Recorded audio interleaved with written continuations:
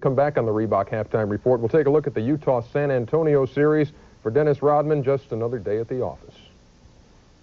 You got to have 48 minutes of an eye of the tiger. You know, you got to have your hard hat on. You got to have your boxing gloves on and pretend like that, hey, the whole world's coming after you. And welcome back to the Reebok Halftime Report. Ernie Johnson along with Isiah Thomas. The San Antonio Spurs had a chance to take a 2-0 lead over Utah today.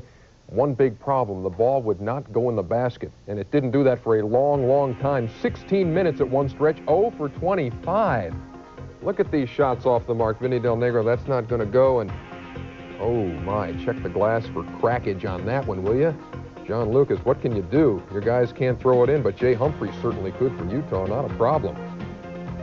58-36 at that point. They were up by 30 at one point. Uh-oh, David Robinson twists the left knee and goes down. They're going to look at it again tomorrow. They expect him to be able to play in Game 3. And John Stockton hurts his right thigh because he took a Rodman knee.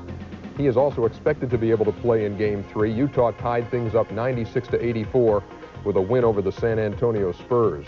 Let's take a look at how this series looks after 2 games, and you see the Spurs field goal percentage dropping from Game 1 to Game 2. Obviously, when you go on an 0 for 25 streak, that's going to happen.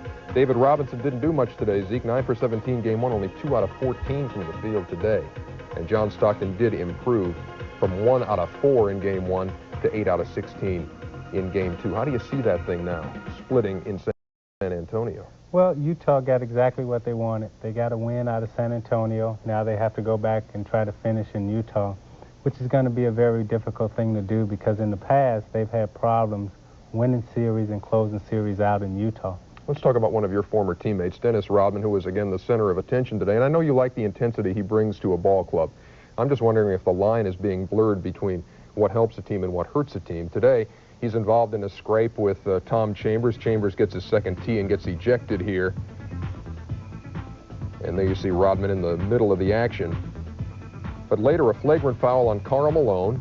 What does this do for a team? Does this fire up the opposition rather than get your guys going? Well, actually, at this point in the game, it does nothing, really. They're down, 15, 20 points in the game.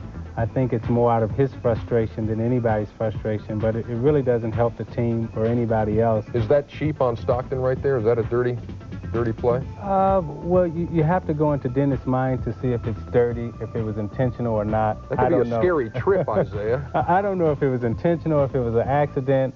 I do know from playing over the years with Dennis Rodman, he was a guy who played as hard as he possibly could every night. He wore his emotions on his sleeve. And what you see is what you got every night, and I loved having him as a teammate. Dennis Rodman and his San Antonio buddies now travel to Salt Lake City for Game 3, all tied up at 1 apiece. Here on TNT tonight, the Miami Heat trailing the Atlanta Hawks 56-48.